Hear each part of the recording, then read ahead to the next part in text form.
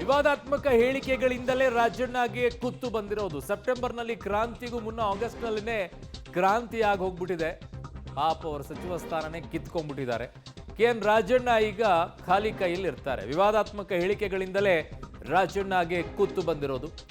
ಅದು ವಿವಾದಾತ್ಮಕ ಹೇಳಿಕೆಗಳಿಂದ ಕುತ್ತು ಬಂದಿರೋದು ಅನ್ನೋದಕ್ಕಿಂತಲೂ ಕೂಡ ಹೇಳಿಕೆಗಳನ್ನ ಕೊಡಬೇಕಾದ್ರೆ ಅದಕ್ಕೆ ಬ್ರೇಕ್ ಹಾಕೋರು ಯಾರು ಇರ್ತಿರ್ಲಿಲ್ಲ. ಇಲ್ಲಿ ಅವ್ರು ಹೇಳಿದ್ದೇ ನಿಜ ಅನ್ಕೊಂಡು ಜಿ ಹುಜೂರ್ ಅನ್ಕೊಂಡು ಓಡಾಡುವಂಥವ್ರೆ ಜಾಸ್ತಿ ಆಗಿದ್ರು. ಹಾಗಾಗಿ ಅದಕ್ಕೆ ಅವಾಗಿಂದನೇ ಲಂಗು ಲಗಾಮು ಹಾಕಿದ್ದಿದ್ರೆ ಇವತ್ತು ಈ ಪರಿಸ್ಥಿತಿ ಬರ್ತಿರ್ಲಿಲ್ಲ. ಇವತ್ತು ಅವರು ಆ ಸ್ಥಾನವನ್ನು ಕಳ್ಕೊಳ್ತಿರ್ಲಿಲ್ಲ. ನನ್ನ ಸಹೋದ್ಯೋಗಿ ರವೀಶ್ ಇದ್ದಾರೆ. ರವೀಶ್, ಇಲ್ಲಿ ಹಿಂದೆ ಕೊಡ್ತಾ ಇದ್ದಂಥ ಹೇಳಿಕೆಗಳಿಗೆ ಅವಾಗೇ ಲಂಗು ಲಗಾಮುಗಳನ್ನು ಹಾಕುವಂಥವ್ರು ಇದ್ದಿದ್ದರೆ ಅಲ್ಲೆಲ್ಲ ಜಿ ಹುಜೂರ್ ಅನ್ಕೊಳ್ಳೋರೆ ಜಾಸ್ತಿ ಇದ್ರು. ಇವತ್ತು ಈ ಪರಿಸ್ಥಿತಿ ಬರ್ತಾ ಇರಲಿಲ್ಲ ಅಂತ ಕಾಣಿಸುತ್ತೆ ಅಲ್ವಾ ರವೀಶ್? ಖಂಡಿತವಾಗಿಯೂ ಕೂಡ ರಾಜಣ್ಣ ಅವರು ಎತ್ತಿರ್ತಕ್ಕಂಥ ಆಕ್ಷೇಪಗಳಿಗೆ ಮತ್ತೆ ಆಗಾಗ್ಗೆ ಬಹಿರಂಗವಾಗಿ ಮಾತನಾಡಿರ್ತಕ್ಕಂಥದ್ದಕ್ಕೆ ಆಗ್ಲೇ ಬ್ರೇಕ್ ಹಾಕಿದ್ರೆ ಈ ಹಂತವನ್ನ ತಲುಪ್ತಿರ್ಲಿಲ್ವೇನು ಅಂತ ಸ್ವತಃ ರಾಜಣ್ಣ ಅವರು ಕೂಡ ಈ ಹೇಳಿಕೆಯನ್ನ ಕೊಟ್ಟಿರ್ತಕ್ಕಂಥಕ್ಕೆ ವಿಷಾದ ಇದೆ ಅಂತ ಹೇಳಲಾಗ್ತಾ ಇದೆ. ಅಂದ್ರೆ ಅದನ್ನ ಆಂತರಿಕವಾಗಿ ಹೇಳ್ಕೊಂಡಿದ್ದಾರೆ ಪರಮೇಶ್ವರ್ ಜೊತೆ ಅಂತ ಕೂಡ ನಮಗೆ ಬಂದಿರ್ತಕ್ಕಂಥ ಮಾಹಿತಿ. ಅಂದ್ರೆ ನಾನು ಎಲ್ಲೋ ಒಂದ್ ಕಡೆ ರಾಹುಲ್ ಗಾಂಧಿ ಅವರನ್ನ ನೇರವಾಗಿ ಟೀಕೆ ಮಾಡೋದಕ್ಕೆ ಹೋಗಿಲ್ಲ, ನನಗೆ ಅದ್ರ ಮನ್ಸಲ್ಲೂ ಕೂಡ ಬಂದಿರಲಿಲ್ಲ. ಆದ್ರೆ ಫ್ಲೋ ನಲ್ಲಿ ಎಲ್ಲೋ ಒಂದ್ ಕಡೆ ನಮ್ದೇ ಸರ್ಕಾರ ಇತ್ತಲ್ವಾ ಅನ್ನೋ ನಿಟ್ಟಿನಲ್ಲಿ ನಾನು ರಾಜ್ಯ ನಾಯಕರ ವಿಚಾರವನ್ನು ಮಾತನಾಡ್ತಾ ಫ್ಲೋ ಅಲ್ಲಿ ಹೇಳಿದ್ದೇನೆ. ಈ ಹಂತಕ್ಕೆ ತಲುಪುತ್ತೆ ಅಂತ ನನಗೂ ಕೂಡ ಗೊತ್ತಿರ್ಲಿಲ್ಲ ಅನ್ನೋ ವಿಷಾದವನ್ನ ಪರಮೇಶ್ವರ್ ಅವ್ರ ಬಳಿ ಹೇಳ್ಕೊಂಡಿದ್ದಾರೆ ಅಂತ ಕೂಡ ಹೇಳಲಾಗ್ತಾ ಇದೆ. ಅದನ್ನ ರಾಜಣ್ಣ ಅವರೇ ಕನ್ಫರ್ಮ್ ಮಾಡ್ಬೇಕು. ಆದ್ರೆ ಪದೇ ಪದೇ ಎಲ್ಲೋ ಒಂದ್ ಕಡೆ ರಾಜಣ್ಣ ಅವರು ಸಿದ್ದರಾಮಯ್ಯ ಅವರನ್ನ ಹೊಗಳೋದು ಜೊತೆಗೆ ಎಲ್ಲೋ ಒಂದ್ ಕಡೆ ಆಗಿಂದಾಗಿ ಕೆಲ ಚಟುವಟಿಕೆಗಳ ಮತ್ತೆ ಕೆಲವರನ್ನ ಟೀಕೆ ಮಾಡೋದೇ ಅವರ ಒಂದ್ ರೀತಿಯಲ್ಲಿ ಅಸ್ತ್ರ ಆಗಿತ್ತು. ಅದಕ್ಕೆ ಮುಖ್ಯಮಂತ್ರಿ ಸಿದ್ದರಾಮಯ್ಯ ಅವರು ಕೂಡ ಬುದ್ಧಿವಾದ ಹೇಳಿ ಎಲ್ಲ ಒಂದ್ ಕಡೆ ಅದಕ್ಕೆ ಕಡಿವಾಣ ಹಾಕಿದ್ರೆ ಈ ಹಂತಕ್ಕೆ ತಲುಪ್ತಿರ್ಲಿಲ್ವೇನೋ, ಅಥವಾ ಪಕ್ಷದಿಂದಲೂ ಕೂಡ ಆಗ್ಲೇ ಎಚ್ಚರಿಸುವಂತ ಕೆಲಸ ಮಾಡಿದ್ರು ಕೂಡ ಈ ಹಂತಕ್ಕೆ ತಲುಪ್ತಿರ್ಲಿಲ್ವೇನೋ. ಆದ್ರೆ ಎಲ್ಲ ಒಂದ್ ಕಡೆ ಅದನ್ನ ಬಿಟ್ಕೊಂಡು ಹೋದದಕ್ಕೇನೆ ಈ ರೀತಿಯ ಹೇಳಿಕೆಗಳು ದೊಡ್ಡ ಮಟ್ಟದಲ್ಲಿ ಒಂದ್ ರೀತಿಯಲ್ಲಿ ಅನಾಹುತಕ್ಕೆ ಕಾರಣ ಆಗೋಯ್ತಾ ಅನ್ನೋದ್ರ ಬಗ್ಗೆ ಕೂಡ ಕಾಂಗ್ರೆಸ್ ಪಕ್ಷದ ಒಳಗಡೆ ಇರ್ತಕ್ಕಂಥ ಶಾಸಕರುಗಳೇ ಈ ರೀತಿಯ ಮಾತುಗಳನ್ನ ಆಡ್ಕೊಳ್ತಾ ಇದ್ದಾರೆ. ಯಾರು ಓಕೆ ರವೀಶ್, ಹಾಗೆ ಸಂಪರ್ಕದಲ್ಲಿ ವಾಪಸ್ ಬರ್ತೀನಿ.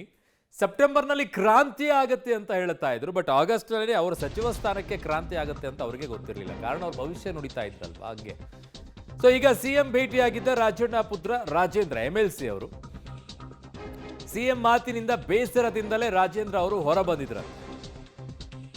ಮಗ ರಾಜೇಂದ್ರ ಮೂಲಕ ರಾಜಣ್ಣ ಅವರ ವಜಾ ಮಾಹಿತಿಯನ್ನ CM ಕೊಟ್ಟಿದ್ದಾರೆ. CM ಭೇಟಿಯಾಗಿದ್ರು ರಾಜಣ್ಣ ಪುತ್ರ MLC ರಾಜೇಂದ್ರ ಅವರು. ಸೊ CM ಮಾತಿನಿಂದ ಅವರು ಬೇಸರದಿಂದಲೇ ಹೊರ ಬಂದಿದ್ರು.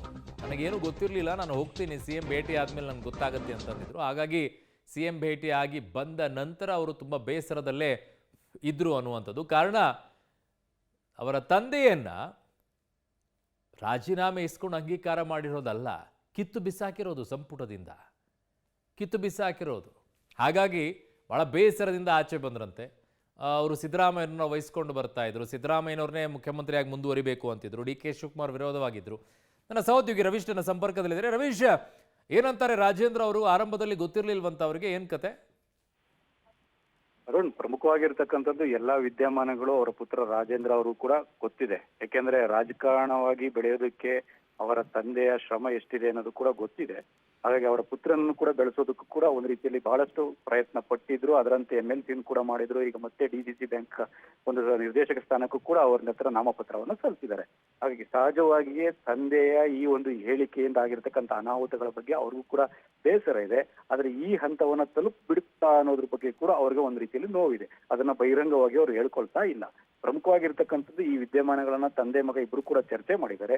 ಸಿದ್ದರಾಮಯ್ಯ ಅವರನ್ನ ಭೇಟಿ ಮಾಡಿದಂತ ಸಂದರ್ಭದಲ್ಲಿ ಈ ಒಂದು ವಜಾ ಒಂದು ಸೂಚನೆ ಏನಿದೆ ಅದನ್ನು ಕೂಡ ರಾಜೇಂದ್ರ ಅವರ ಗಮನಕ್ಕೆ ತಂದಿದೆ ಅಂತ ಹೇಳಲಾಗ್ತಾ ಇದೆ. ಈ ಸಂದರ್ಭದಲ್ಲಿ ಸಿದ್ದರಾಮಯ್ಯ ಅವರನ್ನ ಭೇಟಿಯಾಗಿ ವಾಪಸ್ ರಾಜಣ್ಣ ಅವರ ಬಳಿ ತೆರಳುವಂತಹ ಸಂದರ್ಭದಲ್ಲಿ ಭಾವುಕರಾಗಿಯೇ ರಾಜೇಂದ್ರ ಅವರು ಹೋಗಿರ್ತಕ್ಕಂಥದ್ದು. ಯಾಕೆಂದ್ರೆ ಅವ್ರಿಗಿರ್ತಕ್ಕಂಥ ಆತಂಕ ತಂದೆ ಒಂದು ರೀತಿಯಲ್ಲಿ ರಾಜಕೀಯ ಜೀವನದ ಕಡೆ ಕಾಲಘಟ್ಟದಲ್ಲಿ ಇರಬಹುದು, ಆದ್ರೆ ತಮ್ಮ ಮೇಲೆ, ತಮ್ಮ ಫ್ಯೂಚರ್ ಮೇಲೆ, ಒಂದು ರೀತಿಯಲ್ಲಿ ರಾಜಕೀಯ ಭವಿಷ್ಯದ ಮೇಲೆ ಇದು ಕರಿಮೇರಲು ಆಗ್ಬಹುದು ಅನ್ನೋ ಆತಂಕ ರಾಜೇಂದ್ರ ಅವರು ಕೂಡ ಇರ್ತಕ್ಕಂಥದ್ದು. ಹಾಗಾಗಿ ಎಲ್ಲೋ ಒಂದ್ ಕಡೆ ತಂದೆ ಈ ತಪ್ಪಿನಿಂದಾಗಿ ನನಗೂ ಕೂಡ ಎಫೆಕ್ಟ್ ಆಗ್ಬೋದಾ ಅನ್ನೋದು ಒಂದು ರೀತಿಯ ಆತಂಕ ಇರ್ತಕ್ಕಂಥ ಹಿನ್ನೆಲೆಯಲ್ಲಿ ಅವರು ಒಂದು ರೀತಿಯಲ್ಲಿ ಭಾವೋದ್ವೇಗಕ್ಕೆ ಒಳಗಾಗಿ ಅವರು ಹೋಗಿರ್ತಕ್ಕಂಥದ್ದು. ಓಕೆ ರವೀಶ್, ನಿಮ್ಮೆಲ್ಲ ಮಾಹಿತಿಗೆ ಧನ್ಯವಾದಗಳು. ಸೊ ಅಲ್ಲಿಗೆ ತಾವು ತೋಡಿದಂಥ ಹಳ್ಳದಲ್ಲಿ ತಾವೇ ಬಿದ್ದುಬಿಟ್ಟು ಒದ್ದಾಡ್ತಾ ಇದ್ದಾರೆ. ತಮ್ಮ ರಾಜಕೀಯ ಭವಿಷ್ಯಕ್ಕೂ ಕೂಡ ಮುಳ್ಳು ಹಾಕೋದಲ್ದೇನೆ ಅದರ ಜೊತೆಗೆ ಮಗನ ರಾಜಕೀಯ ಭವಿಷ್ಯಕ್ಕೂ ಕೂಡ ಮುಳ್ಳು ಆಗುತ್ತಾ ಇದು ಗೊತ್ತಿಲ್ಲ. ಅದು ವರನೂ ಆಗ್ಬೋದು, ಮುಳುವು ಕೂಡ ಆಗಬಹುದು.